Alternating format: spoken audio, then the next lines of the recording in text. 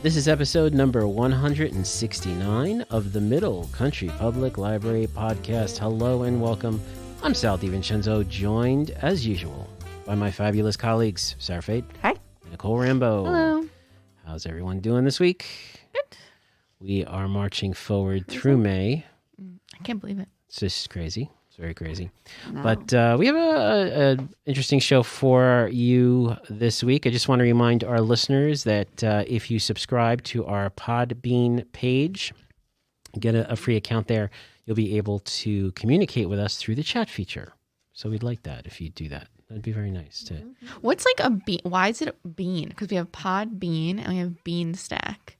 What is the bean? Yeah, I don't know. Sprouts. Is that Yeah, maybe. Yeah. sprouting? That's a good, yeah. People just like to say the word bean. Yeah. Yeah. Pod Bay Doors. Okay. So, Nicole, why don't you go first? Sure. It's a quick one from me today. I do want to remind our listeners that our Nature Explorium and our Museum Corner and our early childhood spaces are, I won't say back to normal, but are, open-ish. Okay, and I'll explain. So the Nature Explorium is open from 10 to 6. And we have a maximum of 25 people that can be outside at any time. We are requiring masks because it's, the same rules apply as inside the library, even though it is an outdoor space. But just like you can't eat in the library, you can't eat outside, you have to have your shoes on, all those good things. So all the same rules apply. It is open to district residents. And if you come and there are the max limit is happening, we put on a little wait list and you get a little pager, like when you go to a restaurant and you're put on the wait list. And it is for an hour-long session, assuming no one's waiting. We have pagers? Yeah, we got pagers. Oh, that's awesome. Yeah, they're super fun. We're all like playing with them. Yeah. So, and if you have any questions, we encourage you to give us a call, before, and, we can go over anything. Any questions that you might have, we can answer them for you. So that's exciting. Nature Explorium is super popular. It's a fun space. So we're excited about that. The Museum Corner is open in like 3 shifts is what's happening. So Monday through Friday, 10 to 12, 1 to 4, and 5 to 8. And then on Saturdays, it's the 10 to 12 and 1 to 4 slots are open. This is a maximum of 12 people. And similarly, if, that's full and you like to go, then, just let us know. We'll put you on the wait list, and same thing applies. And then they'll have different activities in there that you can do. We do require that a parent be with their child at all times when they're in there as well. And the early childhood spaces is a limited amount of toys are available for families to play with in both buildings, so Center Reach and Selden. They're going to be cleaned on a regular basis. And again, social distancing protocols and masks for children over the age of 2 are required, as well as the presence of, a parent or a caregiver. Mm-hmm. So we're excited about that, to have, a little bit more of it, quote unquote, back to normal. Yeah, slowly but surely. Yeah, I mean, if you've been in the building, especially say during like a break from school, how like the children's side gets like crazy. Like, a lot of the comments are like, this isn't like the library I grew up in. You know what I mean? Yeah, like it's exactly. loud, there are kids playing everywhere, and so I don't think it'll be quite the same, but nice to have more little ones running around. Yeah. Yeah, so we're excited about that. So just a reminder, and a lot of this stuff is available on our social media, on Facebook and Instagram. We put up all this stuff as well. Great. Yeah. And then Mother's Day is coming up. Yes. Yeah. So we have it's called Celebration Storycraft, and it's it'll be on our Facebook tomorrow. It's all stuff that you have at home. So you can read, like the librarian reads a little story and then does a craft with all the stuff you have at home. We do have 2 other take and make programs. Unfortunately, at this time they were full, but I would encourage you to take a look at them. It might give you an idea. Maybe you have these items at home. A lot of the items, even though the take and makes aren't too crazy. Maybe if you're going out to the store, you might be able to pick up some, or maybe you have some left over from a take and make, maybe some paints or stuff like that you can use. So I would still encourage you, you can still absolutely look at the videos. They're up right now to get an idea for some activities you'd like to do together. on Mother's Day. And also some movies that are fun to watch that are kind of mother, centric, I guess, or just nice to watch as a family. Even though the one on here is Dumbo, and how depressing is that one? I mean, that's no, don't. That's a sad one. Doesn't she get out at the end? No? Yeah, she does. Yeah, at the end, she's free. I don't know. No, that's still not. It's so sad. All right. Yeah, but I mean, if it's like you want to, like, oh, I like that when I was young, and you want to watch it. I guess we'll watch Bambi instead. So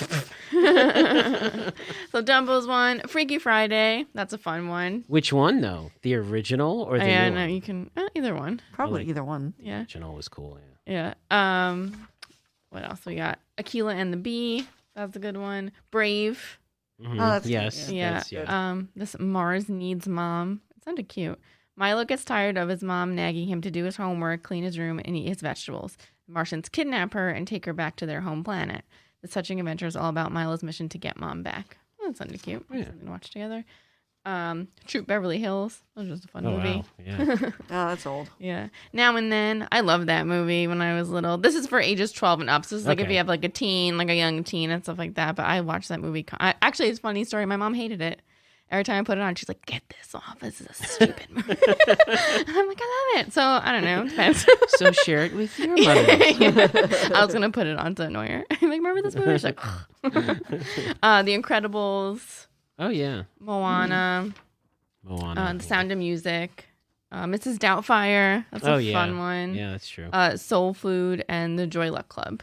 And those are both older teen movies too. If you have those are rated R, so if you have like older kids. But yeah, I thought that was some fun, movies that you can sit around and watch together if you'd like on Mother's Day. It's kind of sad that, unless you can think of one right away, like of modern day films that are appropriate or just as good as the list that you just made For kids? Yeah, for that age range, for the sit down and watch a movie with mom. Well, Brave is kind of young. Brave Moana. Yeah. That's still Brave was many years ago. Is it? Time progresses. What's the one? That one with Viola Davis, and she like coaches the. I think it's a little baseball team. It looks kind of like a Bad News Bears sort of situation. Remember that movie? But with Viola Davis. It looked cute. I think it's out on I don't know. We don't have it yet. You know what I mean? It's like currently out. But I thought that looked fun. So yeah. I am so out of touch with like little kid stuff. I don't know. Like just because I don't have any little kids in my life anymore. That's a great segue, Sarah. Thank you, Nicole. Yeah. And then Sarah, you're going to talk about speaking not having anything for little kids, not having to worry about little eyes seeing what you're about to talk about. Well, yes, because I don't know. In case you're not into Kayla and the Bee, I'm going to talk about 2020 horror novels that you should not have missed. Although I don't agree with all of these. Oh, okay. So, what I did is I did a search for the top 10. Okay. What source did you And funny enough is Sarah. the list that came up that I decided to go with is Book Riot. There are a lot of other ones like Screen Rant, Den of Geek. Everyone has their opinions, but I figured since we all know Book Riot. And not saying that it's more. I can't wait to get an email from them. Either Just one stop. way or another. Yeah, I was going to say, cease and desist. Either like thanks or you got to stop talking about us, please. You're not doing us any favors. but just a caveat that is not any more reputable than any other list. Just because someone here peddles it all the time doesn't mean it's the New York Times bestseller list. With that said, okay, so these are for advanced readers, adults, or teens that are mature enough to handle adult books. Okay. That's up to you. Okay, so I love me a good horror book and a good horror movie, as you guys know. I don't like scary houses, though. Like, I don't like when people touch me. Okay. But okay, all right. Yeah. Anyway, that's neither here nor there. But okay, so The Deep, which Nicole spoke about being one of the top audiobooks, won the Audio Odyssey, right, award. Oh, yep. Okay, that's by Alma Katsu. So, if you just a little thing, if you ever watched Titanic and thought, "Geez, this isn't scary enough," this is the book for you. So it's on the Titanic's maiden voyage. Several of the passengers are convinced the ship is haunted. Years later, one of those passengers, Annie Hebley, survived but cannot remember the details of what happened on the Titanic. Now she's working as a nurse on the 6th voyage of the Titanic's sister ship, the Britannic. And suddenly all the memories are coming back to haunt her. Oh, it's interesting. Interesting, yeah. We got to let our Titanic fan Jim Ward know about that. He'll probably be so upset about it. This isn't accurate. Okay, so we have the Southern Book Club's Guide to Slaying Vampires by Grady Hendricks. That sounds fun. This has been approved by a fellow librarian. This was this person's most anticipated book of 2020, and as usual, horror author Grady Hendricks did not disappoint. It is set in Charleston, South Carolina in the 90s. Patricia Campbell is a housewife who's joined the neighborhood book club where they read and discuss true crime books. How familiar is this? Outside of Patricia's book club meetings, life has become pretty disappointing and bland. Then a stranger moves into the neighborhood, and Patricia soon becomes convinced her new neighbor is a vampire. Oh, I like that. Sounds good. Yeah. So I like having neighbors as vampires. Yeah. Makes life more exciting. The Only Good Indians by Stephen Graham Jones. The novel follows 4 Blackfoot Indian men who at a young age go on a hunting trip that goes very, very wrong. Now, years later, there's an evil spirit hell-bent on revenge, and she's hunting the men down one by one. So I did hear that this was a very good book. Wonderland by Zoe Stage. It's being compared to Shirley Jackson and The Shining. Ooh. Yeah. Wonderland is doing something entirely different and should be enjoyed in its own right, though. This novel follows the story of the Bennett family. After the mother, Orla, retires from dancing, the family decides to leave their city life and start over in the country, but no one in the family could prepare for what awaits them in the wilderness. Classic Stephen King, If It Bleeds. It's a novella. Put a Band-Aid on it. Yeah. It's a standalone sequel to The Outsider. Oh, wow. Yeah. I had no idea he did that. Yep. Mexican Gothic by Sylvia Morano Garcia. Oh, yeah, I've seen it. It's set in Mexico in the 1950s. I also got very good reviews from some of our staff members here. Survivor Song by Paul Tremblay. He is a well-known horror author. So he has a new book out. And it is a rabies-like virus that spreads across Massachusetts. Those who are infected with the disease lose their minds, and it only takes a few hours. Oh, okay. Plain Bad Heroines by Emily M. Danforth. It's a feminist horror comedy. Oh, featuring a sapphic love story. Yeah. That's a little something for everybody. I was right at my Clown in a Cornfield by Adam Cesar. Though this did not get good reviews by people who read it. So I'm not even going to talk about it because it's just cheesy. Okay. The Year of the Witching by Alexis Henderson. Witches, set in Bethel, a fictional place based on Puritan settlements. The Year of the Witching follows the story of Emmanuel Moore, a woman whose very existence is blasphemy because her mother is white and her father is black. Dun, dun, dun. Okay. Empire of Wild by Shari Zimmeline. It was published in 2019, but it came out in 2020. It's based on the Canadian Métis legend of the Rougarou, which I know from the TV show Supernatural. Oh, interesting. Hey. A werewolf-like creature that haunts the roads and woods of native communities. Rougarou. Interesting. Ring Shout by P. Julie Clark. This is this is about the KKK. Okay. And it sort of follows the mythos that, like, you know how they say Hitler had like the supernatural thing, where they're saying like the KKK is plans to unleash hell on earth, but they will not succeed if Maurice Boudreau has anything to say about it. She's a monster fighter with a magic sword. Nice. And she fights against hatred as well. Oh, there you go. Yeah. So two for one. Yeah.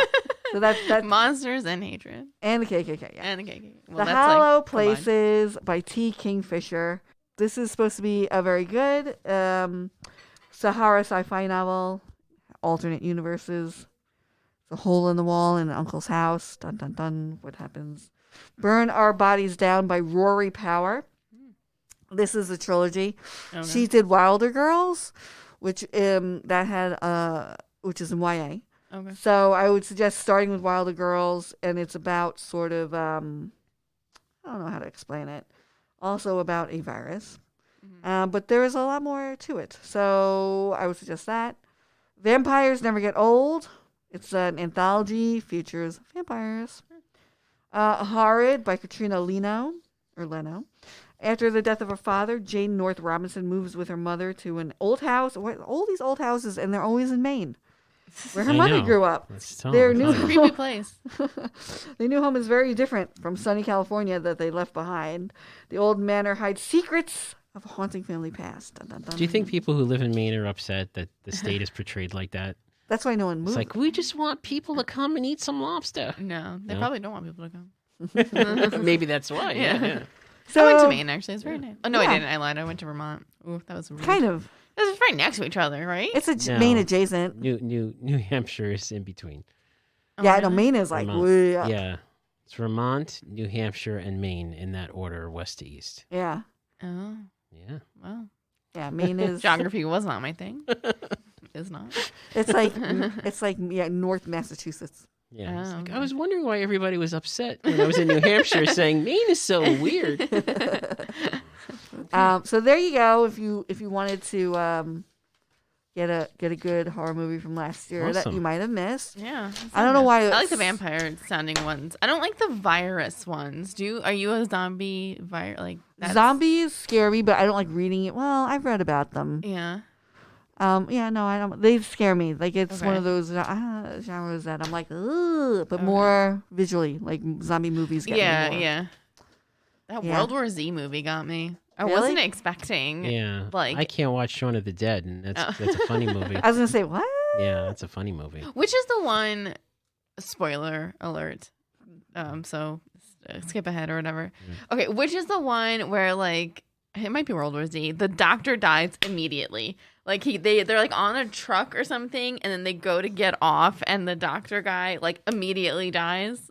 It might be World War Z. Was it? Because I was like, oh, like he like has like I don't remember what. Okay, clearly, I don't know what I'm talking about. But this is me rambling. I just remember very vividly being like, oh, okay, like here we go, and then like immediately the door opens and he's dead. I'm like, because it seemed like he was gonna be very important. Yeah. And then like he died right away. I was like, whoa, okay. Like I was not expecting that. Don't worry, I will save everyone. Yeah, something like that. Yeah. Like he knew what to do. He's like, okay, we'll get in there and we'll do this. Like he knew exactly. Well, that's what to where do. the chaos comes in because like, we're screwed. Yeah. Okay. Was it World War Z? I don't know.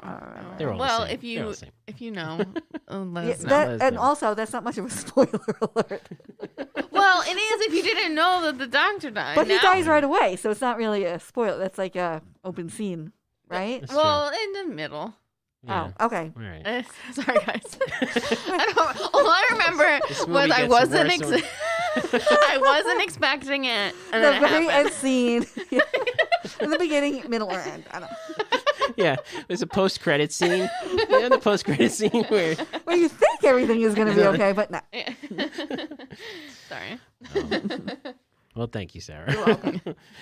So we'll put those in the show notes. We'll put both of what Sarah spoke about and what Nicole spoke about in the show notes so you can connect to it. And if you want to read those notes or listen to older episodes, you should visit our website, mcplpodcast.com. And if you want to email us, if you have any questions, if you're not going to sign up for Podbean and you're not going to comment, then email us at podcast@mcplibrary.org. And I also want to mention, for those of you listening to us on YouTube, oh, great. This is what you're supposed to say. Yeah. Smash that like button. So smash it. Whatever smashing means. Like and subscribe. Like and subscribe on YouTube there for the Middle Country Public Library YouTube page. Yeah. MCPL.tv, and thank you for we have to start it differently now that we're on YouTube. We have to be like, "What's up, guys? Yeah. Welcome to our podcast." Today, it's all different. I am surprised. I got to tell you, I'm surprised how many people are listening to us on YouTube. We get about 10 listeners a week. What? Wow. Listening on YouTube, and I'm like, comment what movie I'm talking about. Yeah, there you go. Comment below. Comment below and let us know. Yeah. So for Sarah Fade and Nicole Rambo, I'm Sal DiVincenzo. We'll see you on the next show.